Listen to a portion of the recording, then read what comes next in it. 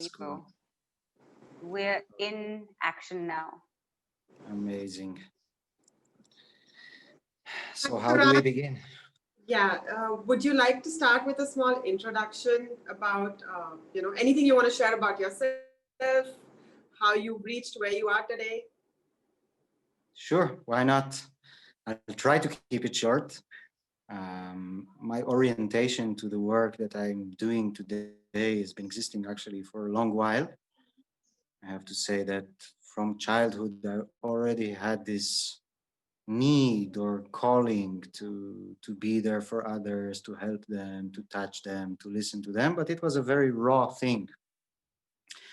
And in my teenage years, I've experienced some kind of strong trauma that caused me to disconnect from my physical body and for several weeks to just kind of perceive it as somewhere there, but it wasn't really mine. It was just somehow linked to me.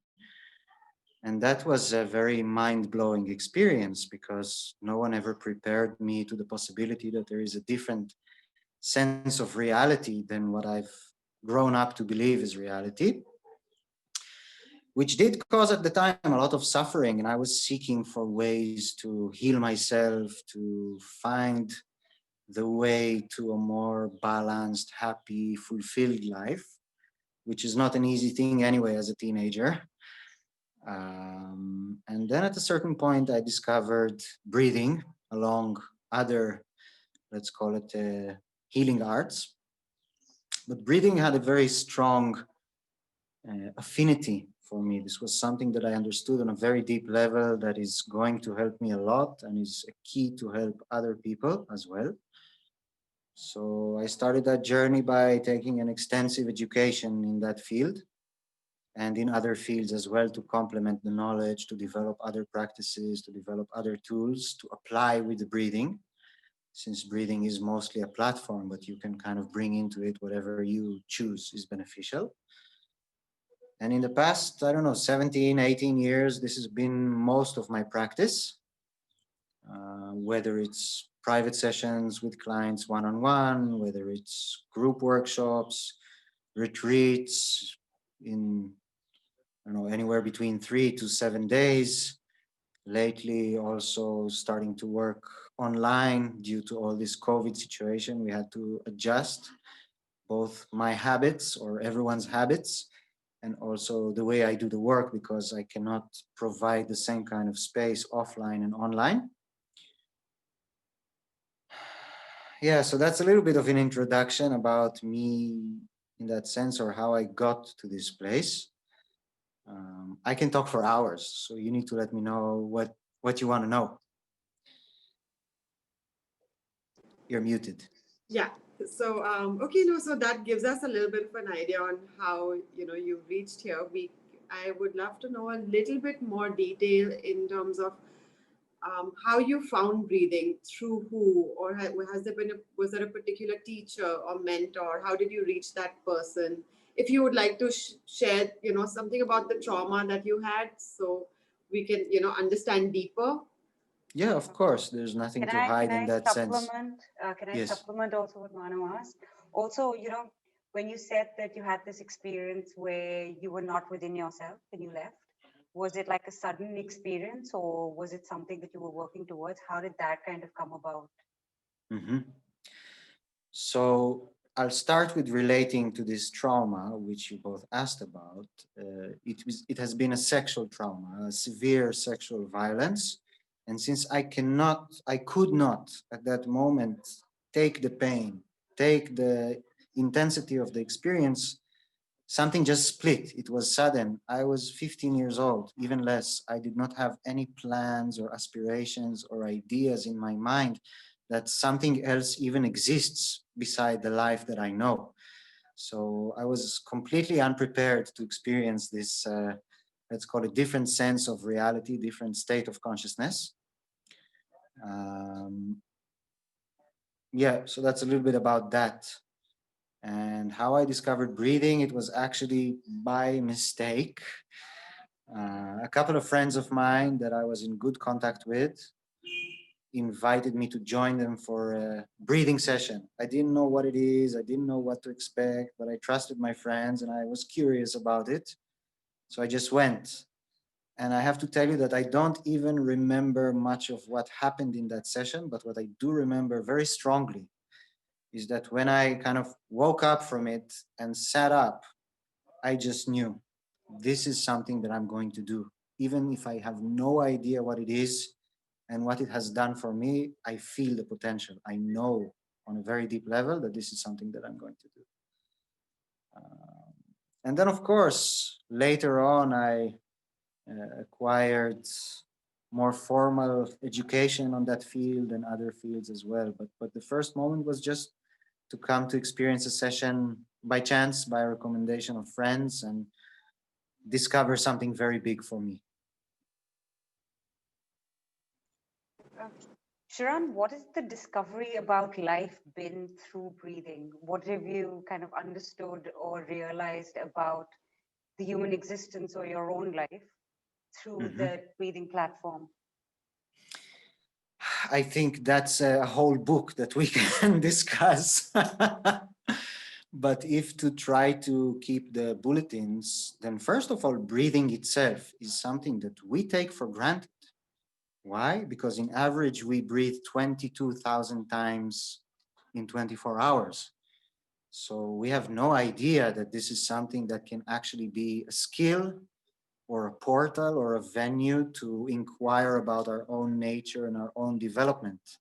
It's literally underneath our nose, so we can't really see it. And one of the biggest discoveries for me was the link between the deepest rhythm of life, which is breathing, and our physical state, and our emotional state, and our mental and spiritual state. So then when I realized that breathing can be used consciously and not only automatic and taken for granted, amazing things can be achieved, amazing things can be released, amazing things can be touched upon. And you can really harness this platform or this very primordial quality in you to push through things that seem impossible. Shiran, can you tell us a little bit about the science? Is there a science to it, or is there a history to breathing? Like, can you shed some light on how it started? Well, I guess with the first people that existed and had a conscious intention of experimenting with something.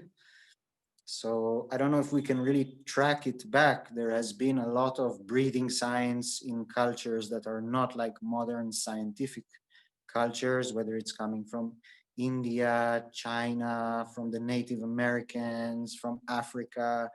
So, since this is such a basic thing in us, and also people in older cultures and societies were much more connected to their basic nature, I'm sure this kind of science exists for thousands and thousands of years untraceable. But if we're talking about more modern perspectives, there is a lot of scientific research done regarding the relation between the gas levels in the blood and how it affects the nervous system and how it affects the hormonal system. And even more research today conducted, I think, into evaluating emotional states, performance for athletes, of course. There is a big hype around breathing actually in the whole world now. In the past few years, it's become bigger and bigger, or some may say it's the new yoga and Pilates in the modern world. So I've been getting a lot more interest in the past 2-3 years, even though this has been my practice for 17, 18 years. I know there's a big movement now. But I guess if you want to relate in more detail to the science, we need to understand what is it that you want to achieve? Which aspect of ourselves do you want to discuss? Because if you want to discuss how to improve your physical performance as an athlete, that would be one direction to take. If you want to talk about controlling anxiety, that would be a different direction to take. Is there a particular process? Sorry, Manu, I just have somebody at the door. Yeah. Can I just take a second? Sorry. Take 3 seconds, but no more. Okay, so it's so good to see you. again, after, yeah, seeing you grow though. But okay, so what I wanted to Yeah. ask you as my next question was, can you explain the process of how it works when you hold a breathwork session for someone who might want to achieve whatever you said, like out of it, whether it's dealing with anxiety, whether it's letting go of past trauma, whether it's working towards something in the future. What's the process of the session, and what happens to the person? What does the person experience, and how does it work? Mhm. It's a big question. I'll start with the easy part. When people come to me to improve their wellness and performance or to learn how to control their anxiety using breathing techniques and many other things, how to concentrate, there are many applications for conscious breathing. Usually, the experience would include a certain demonstration that we go through together, where I give them some kind of breathing technique or techniques to practice by themselves. And then we monitor, how they are doing. But that's personally, if I have to share the less interesting aspect of breathing for me, I'm much more interested in the human psyche, in the emotional level, on the spiritual level, and on, let's call it, a more psychedelic realm in which our consciousness expands and we are able to access all kind of deep information in ourselves and to release a lot of things that are stuck in the field because of past trauma or past conditioning. And when we do that kind of work, it's a much more elaborate work that includes a lot more components. When I get to meet a person, the first thing would be to know their physical condition, if there is any kind of medical limitation that I should know working with the breathing, because it is very intense and it has strong physiological and emotional and mental effects on the client. And once we went through that, let's call it barrier or milestone, I know already how deep I can take that client, if at all. For instance, I would not take anyone pregnant to do such kind of work because I feel and believe that the energetic movement that is created is too intense and kind of colliding with that specific state. But let's say that everything is okay and we have a green light to continue with deeper work, then I would want to know why this person is actually here to meet me. What do they want, in the sense of asking them what they want, but also trying to understand from their body language, from all kind of symbolisms in what they say, on a deeper level where may they not always be completely conscious about what is their deep wish or what is their deep lack that they came to heal or evolve through. And after we go through that, I will conduct an energetic field diagnosis, which means after everything they've told me, I want to see if I can detect a certain energy disturbance or blockage in a specific energy center in the body, in a specific organ in the body, in a specific energetic channel, let's call it, in the body.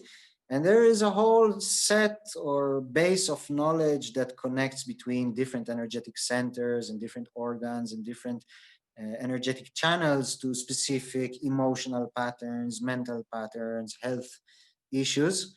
So then it's my job to kind of analyze what I see. And sometimes I will be asking guiding questions about a specific time in their life or a specific kind of crisis or ongoing experience that have may cause this disturbance to manifest. And that's both for me to extract the information and see if there is any correlation between what I find and how they see it. And also many times to remind them about certain things, because sometimes we know all kind of past events that happened to us, but we don't necessarily have a link or an understanding in our conscious brain that this has affected us in such and such a way and has created us a certain pattern or limiting belief, or this is why we keep on feeling and reacting to life in the same kind of manner, even though we understand that it's not beneficial for us anymore. There are certain benefits to this pattern, but they also make us pay a price. And then whenever we don't need a specific pattern in our life, let's give an example, okay? Let's say that you were a child and you've been walking on the street, and suddenly when you were 8 years old, someone came and hit you behind. Until that point, you had no idea or no perception or no subconscious conditioning that behind you can be dangerous. So you never look behind your shoulder.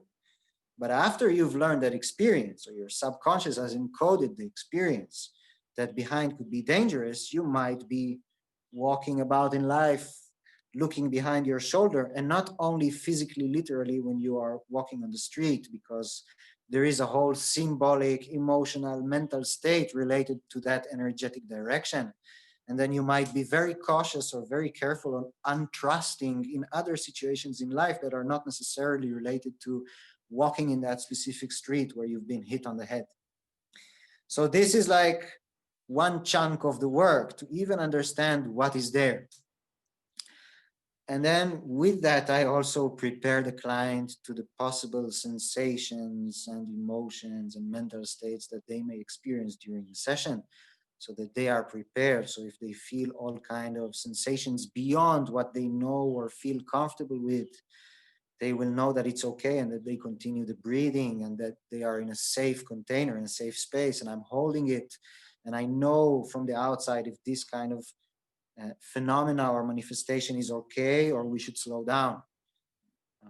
So the preparation, in my opinion, is very, very important to prepare them to the fact that they might be experiencing intense emotions, and give them the support to cry it out if it needs to come out, or laugh it out, or whatever it is that it's in them. It's completely accepted, and it's a space with no judgment and just unconditional love. And that's everything I said until now is the setting, because then when we go into the breathing process, it's a very intense connected breathing technique, which starts to feel very intense from the first couple of minutes already, or even from the first couple of breaths. And then it's a very individual case and personal time, what will happen, what can come up in such a session, whether it's a physical process, or all kinds of emotions resurfacing, or memories that come up even stronger and kind of create the link in our understanding why we felt or why we still feel in a certain way related to past events. And it can go all the way to even having more abstract spiritual experiences, as seeing all kind of colors, spirals, what we call sacred geometry shapes. Anything can be there. Some people have come from the session, or even during the session, describing past life experiences, or all kind of understandings about their ancestral lineage, and the information that it brought through them, and the conditioning that they have preconceived already. So yeah, it can be very, very interesting. And when we see and feel which kind of experiences that person has gone through the session, then I see it very important to dedicate some minutes to discuss what came up, how to integrate that into your life. Is there any kind of practice that you need to take with you home, or any kind of guidelines you need to take with you for the following time, in order to be able to benefit from the layers that have been discovered, and to grow from that process, and maybe come again, but from a different spot already, to make even deeper work. So I hope that kind of answers your question. No, it does. It does completely answer it. Saiba, is there something you Yeah, want to add? yeah, yeah. So it seems, Shiran, that obviously this is something that one has to do as a recurring process in their life, right? As you're living, you may experience trauma even after you've done a breathwork session. So do you recommend that people keep going back to these practices, or adopting them in their day-to-day life? And how do you kind of integrate that in your general way of being? Mhm. First of all, I think in general, everyone should be more aware of their breathing and incorporate some kind of breathing practice into their life. But not every practice is suitable for everyone. So it's not like I can give you some recipe now and say everyone should do this. In certain cases, it would not be recommended to practice certain techniques. In other cases, you want to specifically practice a certain technique because that will have a bigger effect or more success. So that's a little bit about, tailoring the process for each person. Um, but if we speak on a wider level, Well, actually, I'm thinking about it right now, and it's very difficult to speak about it on a wider level because each person is different and they may come in different states of their life. Let's say that someone comes very strong and you go through a very strong process and they go about in their life, or maybe they even decide to come a few more times or join a group work and a retreat and they complete a certain process. And then maybe they will come to you 1 or 2 years later, but from all kind of reasons in life, they will not have the same stamina, the same strength, and you have to consider their energetic system. So it wouldn't be the same recommendation if they come in a different state. Okay. So, I mean, I guess my question is, can people stay with the experience? How do they incorporate this experience in their day-to-day life? Is there a way to stay with it in a broad way? That was one. And the other question I had was, Maybe I should answer one at a time because okay, that would be okay, easier for me fine, to yeah, relate. Um, on a certain level, you can stay with it in your life if you consciously choose to. If you consciously choose to reflect upon what's going on in your life and understand the relation to the process that you have initiated with the breathing. And of course, many other practices complementary to the breathing can be developed, such as creating your own art or meditation or physical exercise. Every person would have a different way to stay in contact with it. But eventually, if you want to give a stronger pull into that, then you will need to continue some kind of process with a breathing practitioner.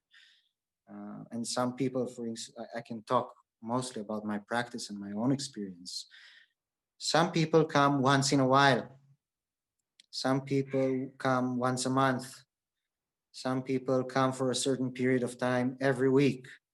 Some people prefer to join only retreats. And then, let's say, when I've been working in Israel or in Scandinavia, and I had the possibility to provide a retreat every 2 months or every 3 months, then this would be their work. They would go home, integrate, come back for another work. Having all this said, one of the things that are very important for me in my practice is to be available for people because you never know. Maybe 3 hours after the session, or 1 day, or 1 week, or 1 year after the session, something very strong can resurface. And maybe the client would not know how to deal with it by themselves, so they would just want to share with you their experience. So all my clients know that I'm approachable. They can always write to me or send me a WhatsApp message and stay in touch. And I feel that this is something very important to give them this kind of like lifetime guarantee. As long as I'm here, you are welcome to approach. You are always invited. I'm not 100% sure I will always be able to provide you the solution that you want, but my heart and my arms and my ears are open to receive you and see what can be done. And for me, that is very important. oh, that's lovely. Yeah, I'm just inquisitive, Shiran. You know, you've spoken a bit about trauma and how that affects people in pattern setting. What about base natures of people? Is that an easy distinction to make when what is somebody's inherent nature versus where is the trauma come in, and how do you separate the two and then provide advice? It's not always possible to separate. Sometimes when we get the display of the symptoms or the experience or the content that people bring, it's easy to distinct in the sense that I believe that if I will talk about this, let's call it ancestral inheritance, then it will help them. And other times it would be maybe more relevant to speak about some kind of trauma, or maybe trauma is a misused word, some kind of experience that they had and has been written down or registered in their subconscious function. If I will find that that would probably be more beneficial for the client, then I will speak about that. So bottom line, my goal is to help the person that's sitting in front of me. And I have to figure out what would seem more important, even though I don't really separate them as like a supreme understanding. What are your challenges Mm, mm, Bad connection. I've missed the whole question. Wait. practitioner, as a healer? Mano, we didn't catch Whether anything you said. okay, No worries. Saiba, I'll let you continue and You're back now. Oh, okay. I just wanted to know what are your challenges, Shiran, as a practitioner, as a healer? What are your struggles? Well, there could be many struggles when you believe them. And some of the time I do, and some of the times I don't. And I guess that kind of affects how I feel with things. But there are many challenges in this line of work. One challenge is to remember that your client comes to you sometimes with horrible, horrendous stories. And it's their stories. And it's a very thin line between feeling and expressing empathy, which is I can relate to your pain and your difficulty, but I don't identify it myself. I'm here to reflect, I'm here to help you, and to cross the line into sympathy where I actually automatically identify with their pain, feel their pain, take responsibility for their story. That's a very fine line. And when you cross that line, that can cause a lot of personal distress as a practitioner. And also, the way I see it, be less of a service to the client, because when you are personally involved with their pain, you can no longer be that objective, crystal clear mirror for them. Another struggle would be many times to define and understand my own boundaries in the work, not only in the sense of the stories of my client, but what are my working hours? How much time do I dedicate to what is I feel a calling in this life to do, and how much time do I dedicate for myself as a person and for my family, my wife and my three kids and two friends. So creating the balance when people want your help and they come with their suffering can be much more challenging than having a 9 to 5 office job that you are not emotionally involved with. And then, of course, there could be other practical challenges. For instance, right now, for the past 9 months, I'm in India and I don't have the right kind of status here to do my work. So the work that I've been doing online anyway, that is registered in my company in Israel, and working now also with another company based in LA, I can keep on doing because all I need is Wi-Fi. And that's not related to my stay in India. But I'm really hoping and waiting for any kind of advancement or development that will allow me to acquire another status in India, more business related, so that I can start to do my work here in India. I'm really in love with the place. I really see myself able to contribute to the local people, and let's call it the local Indian market, which is starving for this kind of work just from the conversations that I've had with people. So let's hope and let's cross our fingers that something will advance with that so that I can be allowed to work here. And then I'm more than willing and happy and excited to do it. I really do hope that happens for you soon, and for you and for all of us here who can benefit from it, for sure. Sharan, how did you make yourself? How did you find yourself in India 9 months ago? Were you traveling here with family, or yeah, how did you end up here? By mistake. Yeah, basically, for a couple of years, my wife and I had this idea that we want to take the kids for a journey around the world and also possibly combine it with work, but not necessarily. Our main goal was to go out there and show the kids other cultures. But at the same time, I always have my ears and my eyes and my heart open to see if there is another place that could be suitable to bring the work and help people. So we didn't have any solid plan, and just by chance, or by instinct, my wife said, let's start with the Philippines. And we found ourselves, shutting down everything we had back home and buying 5 flight tickets, ending up in the Philippines in mid-January, together with a lot of people that came from China to celebrate New Year's Eve. And with these people, and just with whatever happened in the world, the COVID broke through And in many of the countries in Southeast Asia, things were starting to shut down. So even though India was not anywhere in the list of our plans, we realized we cannot go to many of the neighboring countries that we thought would be like the option to pursue after the Philippines. And by chance, I talked to a friend was at the time in South Goa, and she said, "Well, maybe you should come here. Here, everything is very chill. There is no pandemic here. Season is going on and proceeding, and you can have a good time here and relax on the beach." So we said, "Yeah, sure, let's do that," and landed in Goa. And three and a half weeks later came the pandemic and the lockdown, and we decided to stay and not escape with the repatriation flights because anyway we didn't have any solution to go back to in Israel. Our apartment was in Sablet, and we anyway didn't want to come back 2 months after we have embarked a journey of, so to say, planned 6 months. So we stayed and stayed and stayed, and the status now is that basically we're positively stuck here and very, very happy about it. Discovered this place on a much deeper level, connecting with local people. There are a lot less tourists here, so there's much more quiet and much more time to develop personal relationships with the people around us. And we have found amazing community life here and good spirit, even though things are not easy in India. That's good to know. I'm glad that you are positively stuck.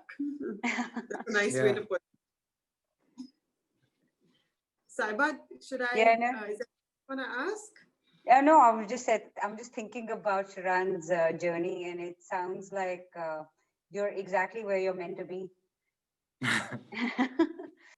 And you constantly get led by the universe. Do you believe that we receive messages by the universe, by higher powers? Does everyone, and can we all tap into it? Like, how does one learn to just receive these messages, believe them, tap into them, take help from them? I don't know if I would relate to it in the sense of belief. I would much prefer or feel that it's more accurate to my understanding to use the word trust, because I don't want it to be oriented with some kind of dogma or religious platform. It's just about understanding that there is much more to this life than what our conscious brain can perceive.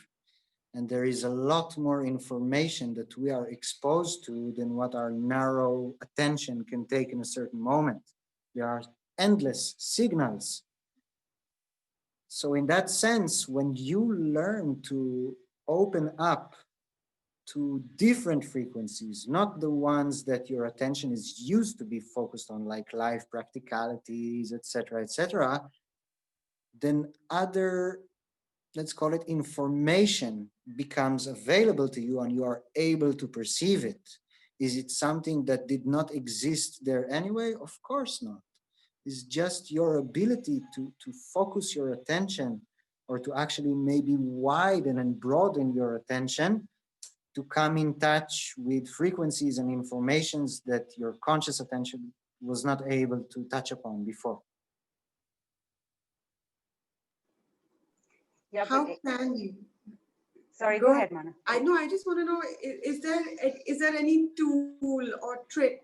I mean, not trick, tip or technique that one can, bring about in everyday living to be able to kind of, trust more and broaden the attention, like you said. Mhm. So, since I wouldn't like in such a general interview approaching a general audience give any breathing tips, because that should be tailor made, I want to actually maybe discuss something that could fit everyone. And this is more a mental process that I would say is related to, do you believe, or how much do you believe you are allowed to ask for what you really, really want? because what stands between us and accessing other realms, other informations, and manifesting the life that we love is many times our ability to be specific and connected with what is it that we actually want. And most of it comes from a limiting belief that we don't deserve, or maybe it's too much to ask for what we really, really want. Maybe it's too arrogant, or maybe there is some kind of shame or guilt or lack of humbleness, and many, many values that many of us have grown up and been raised to pursue. And there seems to be, even though it's the way I see it, it's not like that. There seems to be a contradiction between these values and what we actually allow ourselves to understand about ourselves and honestly express. So I would say the best tip would be to try to find out what is it that your heart really, really wants without any judgments and any limitations, to see the first instincts that come upon, and instead of pushing them backwards, relating to them to maybe this is not even possible, or this is too much, or this is immoral, or whatever judgment that we may have of it. No, take that away for a moment, take a half step backwards and listen to what was your instinct. What is it that you really, really long for from your inside? And put that on your, let's call it, vision board, or whatever it is that you put yourself as a goal setting system. Shiran, can I ask, what do you really, really want? Ultimately, I want to share love. I want to be completely present in my body and beyond. And I want to be able to provide a space of unconditional love and no judgments for other people to be able to tap into their deeper nature and manifest the life that they love. I find it so surprising that although society constantly tells us to be selfish, when we really ask ourselves, what do we want? I think it's always just about sharing and giving and loving ourselves, having happiness. And there are actually all these very small, intangible things. So, Yeah, but I feel there is a difference between, let's call it, moving on the egoistic or self-centered plane, which is how will I be fulfilled, and discovering that the answer is I would feel fulfilled by giving to others. And I think the barrier between these two is that many times the practical world stands in between. What does it mean, for instance? Is it okay to charge the amount of money that I believe will provide me the life that I personally want for myself, for my kids, with the comfort, with the goals, with the travels that I want? Is there a contradiction between that and providing that space that makes me fulfilled? And my definite answer is no, but it used to be yes or maybe, and I'm sure it's yes or maybe for many, many people that would be listening to this interview. So I think, to understand or to incorporate a different belief system that does not see a contradiction between what you need for yourself on the practical level and what is the gift that by sharing you are fulfilled, that's a big work. That's an important one.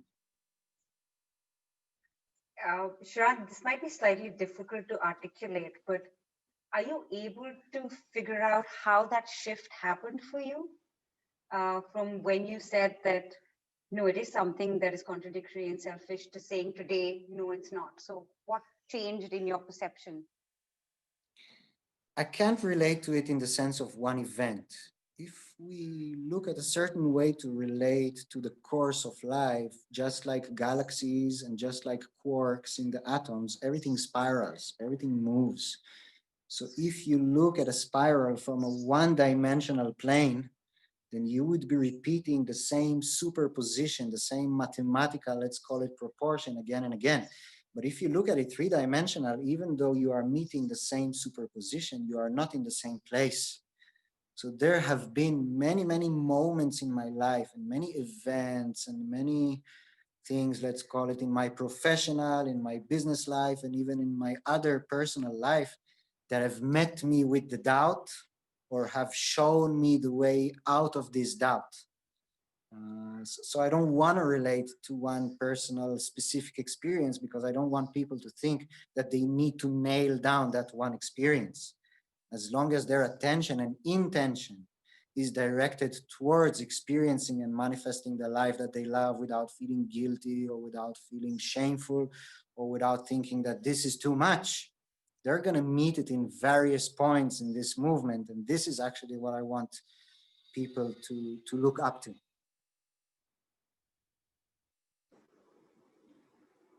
How do you keep yourself in that direction of, moving in that direction? Do you tend to waver? How do you check yourself if you, waver out of it? You Is there know, a routine? there is a Chinese poet, I think his name was Chuang Tzu, that wrote a poem with the title and also the first line, "When the shoe fits, the leg is forgotten." So as long as there is no distress in me and everything feels harmonious, naturally I don't bother to tackle any of these topics. When I feel a resistance, when I feel a difficulty, when I feel that the shoe is uncomfortable, then I become aware that it's a time to inquire, what is it, where is it coming from, and what is it coming to teach me? So, Shiran, can we move with the assumption that you're very content today? Say again? Are you a content person? Are you a fulfilled, satisfied person?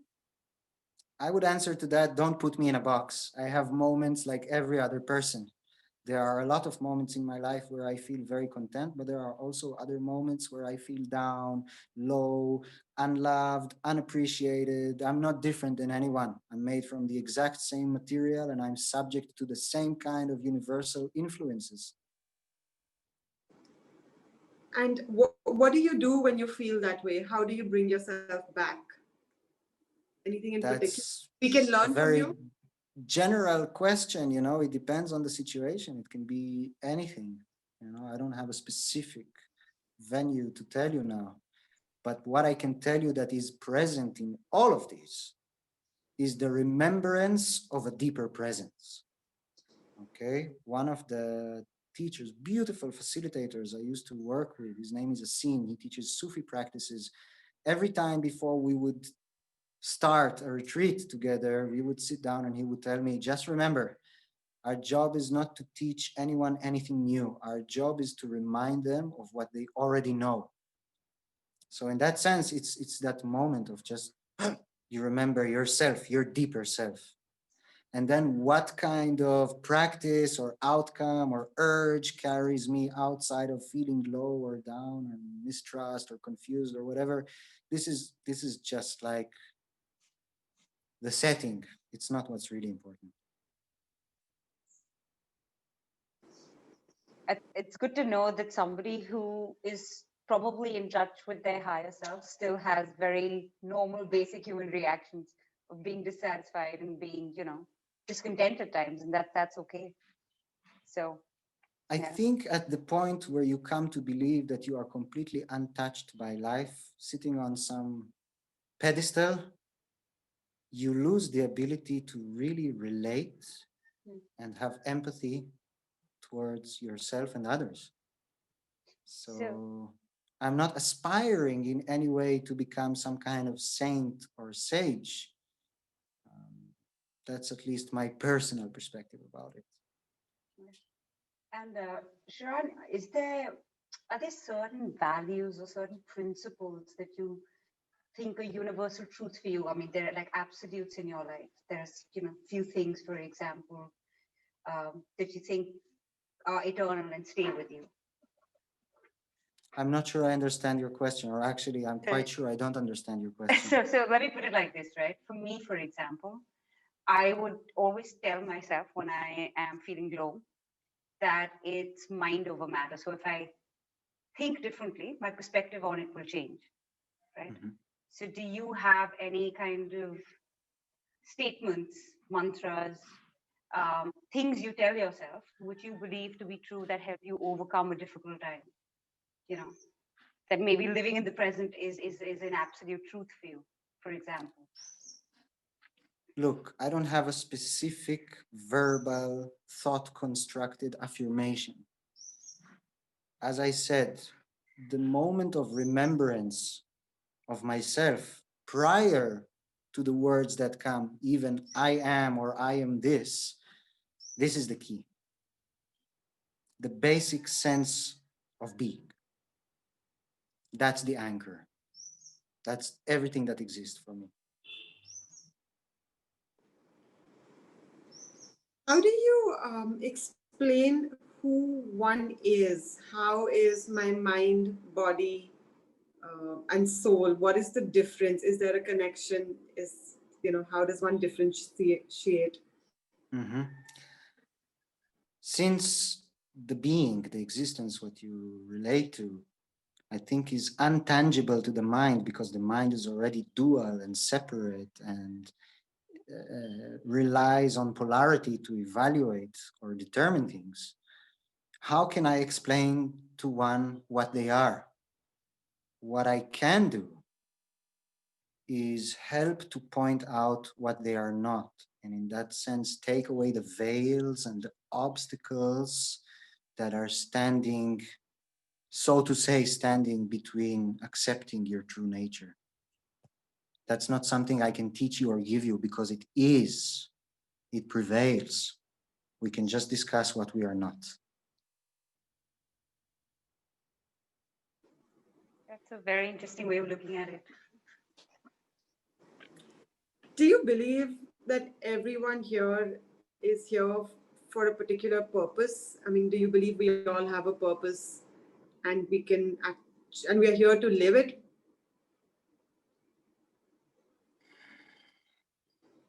I would say personally, I don't relate as a thumb rule to a specific purpose unless it becomes very evident and specific to someone.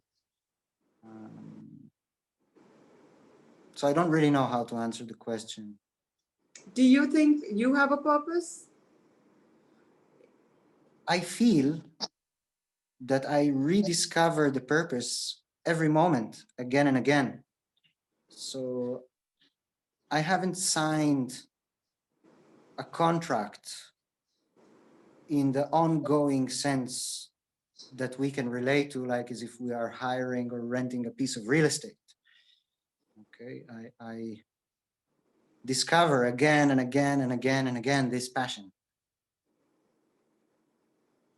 And tell me, do you feel passionate about it all the time, or does it feel like Of course work at not. times? No, right? Okay. How can I be something all the time? Yeah. Oh, fair Can enough. you? Yeah. No, not at all. Sometimes I mean, even if I really enjoy something, it's sometimes still feels like work. So, Of course, even if I give you the most amazing chocolate, but I force you to eat it 24 hours a day, you will be sick of it. correct. Yeah. This is why you asked me about the struggles that I have, one of the struggles is to create balance so that I don't overwork myself in that sense or feel uh, burned out. Mm-hmm. Tell me, Shiran, where do you think, I don't know, maybe this is too generic a question, but where do you think we are as a collective conscious today, as a consciousness that we are existing? How many of us do you think are really in touch with ourselves? And what do you wish for the world? I don't know if I can relate to that question because that would require me to quantify and judge things that are not really measurable. Mm-hmm. Yeah, fair enough. But I mean, there's so much social media, there's so much external stimulus today. There's so Mhm. much to take your attention away from yourself that, we're often not really in touch, most of us, and largely it's driven by excess information. I would definitely agree that the more stimuli and the more information is there offered, or let's call it complexity of information that is offered, the attention becomes more scattered for a more shorter span. And that creates a lot of suffering Yeah. and confusion. But I can't quantify it. I can't, Yeah. on a certain sense, I feel that even though all this confusion is there is also so much information and opportunities offered on a wide range of medias and points of access to people to zoom out of that for a moment. Okay, so I don't know where the balance is. Uh, where the light grows, the darkness grows. Where the darkness grows, the light grows. I don't think it's separate. It's hard. I mean, I think we have to constantly remind ourselves in a way sometimes to look for the right kind of information. Like, what are we feeding ourselves with, right? It's a constant struggle. Yeah, but then as a customer, as a consumer of information, always could come the question, how do I know that this is the right or beneficial information for me, that this is what is going to get me closer to being happy? And the answer is we don't. We only know in direct experience if this is something that works for us or not. And until we are presented another possibility that might seem even more correct for us, we wouldn't know that it existed. True. I have to come and experience, and I think it's so experiential, right? Like what you're doing, one has to actually experience. You can't really. We're trying to theorize it right now. We're trying to put it into words, but it's something you actually have to go through personally. Yes, So, yes. Now we just need to wait for the technical practicalities of, bigger things like policies and stuff like that to take place so that we can arrange that. But I'm definitely looking forward to it. fingers crossed. This was great, Shiran. Would you like to tell us just a little bit about, besides being a breathwork practitioner, are there any other mediums that you deal in, that you teach or work on? So in my training and also some of my practice is also in Chinese medicine, mostly in the field of acupuncture. And I've also been developing all kind of energetic work modalities that I practice myself and hope to pass to other people as well. In my training and what I used to do for many years, I've also been a practitioner of Thai massage, which I do less today, but still kept some tricks. Yeah, so I kind of like have many hats, but all of them are focused on the human level. Tell me, I mean, you mentioned you had 3 kids, right? I do, still do. Yeah, yeah. how, how do you manage to, are they on the same path as you? I mean, do they share, can you explain the way you perceive the world to them and, As a person, yeah. no one is on the same path. Mhm. You walk parts of the path together, but we are not the same person. We don't have the same calling. We don't have the same temper. So the way I see it, we are just sharing this time together. I'm not here to make them into the person that I want them to be. I'm just here to observe them becoming the person that they are and trying to provide a safe space for that to happen. That's wonderful. That's good advice for anybody who's becoming a parent soon. It's also good advice for me because it sounds very easy in theory, but the practice can be very difficult. Our ego comes into play. We want things, we believe things, we feel about things, you know? But this Sometimes, is the mindset. yeah, sometimes you're too overprotective and you've got to realize that, their journey is their own. Yes, agreed. Yeah. So, What is the ideal world that you would want your kids to experience? Unrelatable question for me. I don't know what their heart calling is, so that would really change the setting that I would wish for them. But as a very general saying, I would wish them to just be happy and fulfilled. Right. No, of course. I think I'll just explain a little, go into a little bit more detail. What my question was that what is your dream for the world in which, we can all bring our kids up? What do you think the world should be, provide? How can it change to More be just love, a place? more open communication, less judgment, less differentiation. There is so much separation between people, between cultures, between religions, between genders.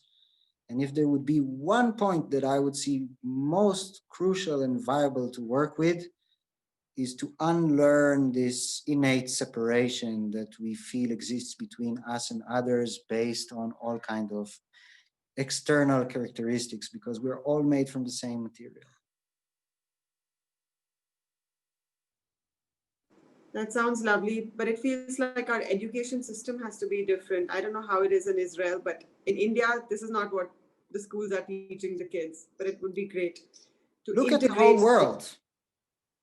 It's not about India or Israel. It's a collective consciousness that needs to shift into not being racist or not discriminating based on gender or based on religion or based on cultural background, seeing the light in everyone and the value in everyone, and giving people fair opportunities, not based on external judgments. And that's a shift that will happen organically. You can't promote it on Instagram and expect the world to understand. In a certain way, in a very random way, the fact this coronavirus has happened has given people reason to pause, at least momentarily. People have slowed down, people are sitting with themselves. And in that sense, it's probably not a bad thing.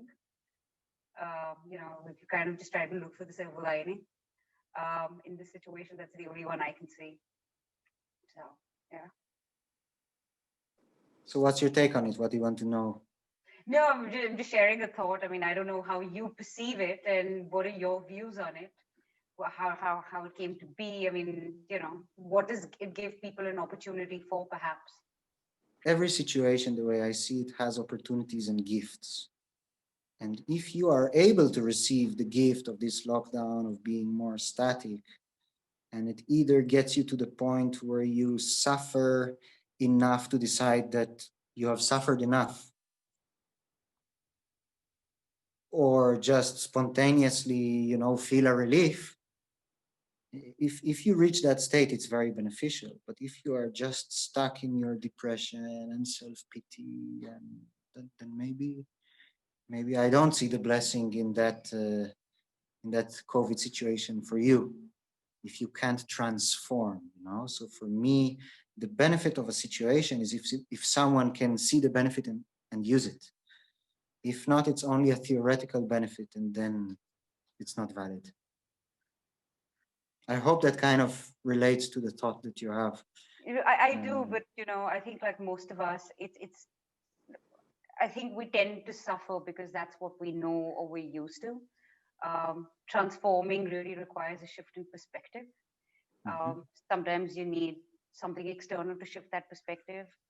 I don't know how. Sometimes you can get it internally, but it's hard. Sometimes you need just that little kick. I don't know You if it. only get it internally. Yeah. And I the mean, how much is stimuli, too much? whether the stimuli would be defined as coming from outside as an outside experience, or from an internal, emotional, mental experience, it's still outside of you. Okay, the thoughts don't belong to us. They come as visitors and go. Neither do the emotions, neither is the air that you breathe. You take the air in, it stays there for a couple of seconds, it goes out. Is it your air? So it's very hard to relate from inside or outside in that sense. But whatever shift in perspective occurs, it occurs from inside, from an inner movement. Well, how do you encourage people to have that shift? How do you nudge them forward? I mean, do you believe that the people who you give advice to, let's say, are people who are meant to come to you and that's their journey? Or, how have they landed up speaking with you? I don't evaluate it on that level of are they destined to come to me or not. They're here, so they're here, you know. And the stance point for me to encourage them to experience that inner shift or expansion of their inner state is the only thing that matters. It doesn't matter to me in which word or in which act, or if it's with breathing, or if it's just with a conversation or with touch. I'm less concerned with the medium. There are, of course, sets and mediums that I find effective and I will work through them. But the deeper intention is to help the person evolve and break through the own glass ceiling that has been put over their heads. And that's what guides me in all of my work. Yep, here's hoping that we manage to nudge people into breaking their own glass ceilings. I feel like it's a gift for me to be able to be there because it fulfills me very much.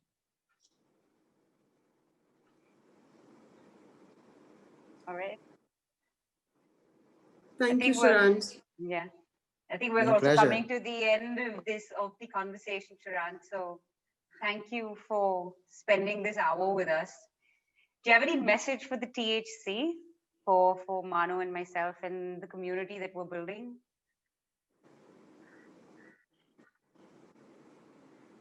You can do it. You can do it. Okay, that is sweet of you. Thank you. Thank you for taking out this time for sharing with us. Thank you. It's been a genuine pleasure. And we look forward to seeing you soon, running your practice in Goa. I hope that happens very soon and benefits the large number of people that you want to reach out to. I really hope so. I don't know how it's coming, but from some point, someone will be able to probably reach out and help and make this happen. I totally trust that it will. Yeah. We hope so, Shiran. Thank you so much, and I look forward to seeing you in person soon. Thank you again. Bye Bye bye. bye.